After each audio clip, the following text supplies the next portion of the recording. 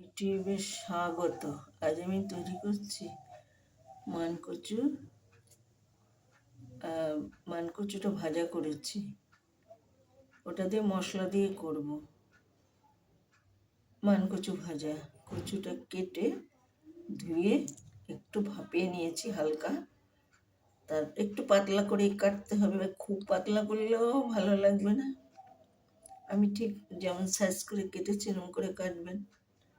তারপরে আমি একদম ধিমে ভেজেছি। জোরে ভাজলে কি হবে, ভাজা হয়ে যাবে কিন্তু ভেতরে থাকবে কাঁচা। এই দেখুন আমার মটমট করছে। এবার আমি দিলাম একটু, কচু তো একটু ঝাল ফাল না দিলে ভালো লাগবে না, তবে এটা খেতে ভালো লাগবে।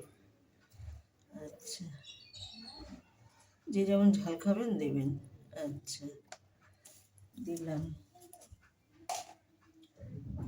একটু। এটা আমি কিন্তু লবণ দিয়ে ভাজিনি, লবণ দিয়ে ভাজলে ভালো হবে না, ভাজাটা খারাপ হয়ে যাবে, ভিতরে জল ঢুকে থাকবে, সেই জন্য আমি লবণ দিইনি। দিলাম লবণ। এইবার দেবো আমি আমচুর পাউডার।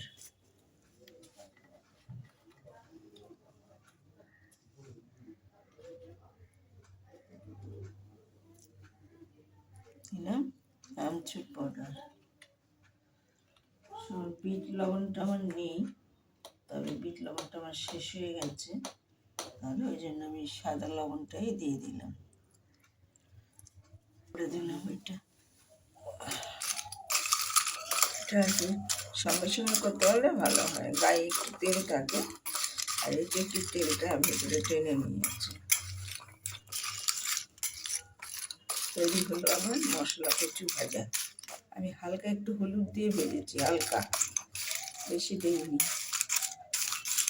আর সঙ্গে সঙ্গে দিলে ভালো হতো, এটা একদম পুরো আটকে যেত তেলের মধ্যে, কিন্তু আমার সুযোগটা হয়নি। কিচ্ছু গলায় লাগবে না, কিচ্ছু লাগবে না, কিন্তু ভালো করে ভাজতে হবে। এই দেখুন, আরও দেখাচ্ছি আমি।